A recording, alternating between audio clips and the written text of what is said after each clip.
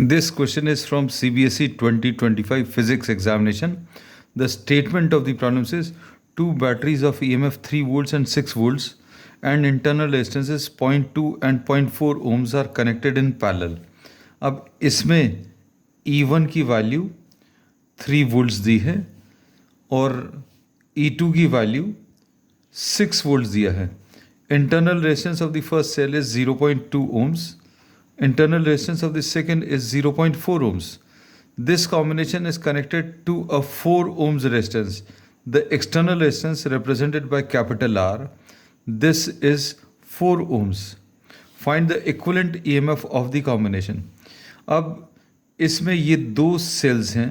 This is the first cell and this is the internal resistance and this is the second cell. ये उसका internal resistance है. ये E1 है और ये R1 है. This is E2 and this is R2 and these two are connected in parallel. इन दोनों को पैरेलल में कनेक्ट किया और फिर इसको एक एक्सटर्नल रेजिस्टेंस कैपिटल R से कनेक्ट किया है. So from the parallel combination principle we know that the equivalent EMF of these two cells, आपको इन दोनों सेल्स को एक सिंगल सेल में कन्वर्ट कर लेना सबसे पहला काम. और ये जो सिंगल सेल है उसका EMF E होगा, उसका इंटरनल रेजिस्टेंस स्मॉल r होगा और ये external resistance is capital R. So this will be the final diagram. अब इसमें E अगर हम लोगों को निकालना है, the equivalent EMF of these to and the internal resistance, the equivalent internal resistance, तो जो फॉर्मूला अभी हम लोग यूज़ करते हैं that is E upon R. This can be used directly in the examination. Will be equal to E1 upon R1 plus E2 upon R2. This is the formula. And E is the equivalent EMF and R is the equivalent internal resistance. The equivalent internal resistance 1 upon R is equal to 1 upon R1 plus 1 upon R2.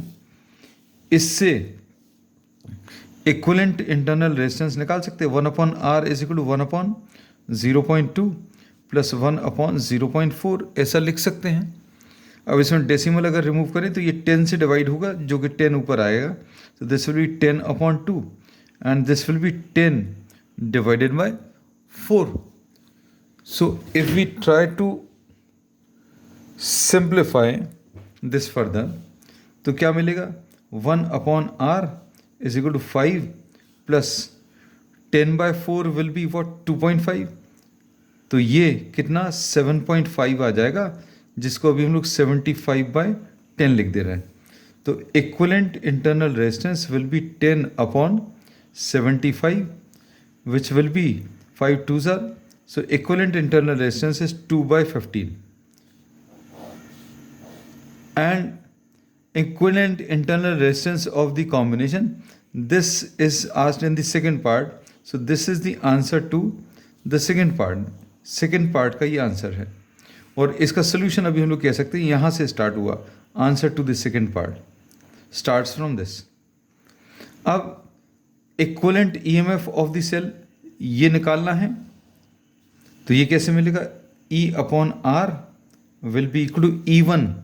E1 is 3, R1 is 0.2 plus E2 is 6 divided by R2 is 0.4. अब इसमें decimal remove करेंगे तो ये 10 से divide होगा. 10 से divide होगा जो कि ऊपर मल्टीप्लाई होगा. So this can be written as 3 into 10 upon 2 plus 6 into 10 upon 4. Decimals remove किए. आप ऐसा कर सकते हैं, this divided by 10, decimal remove हो गया.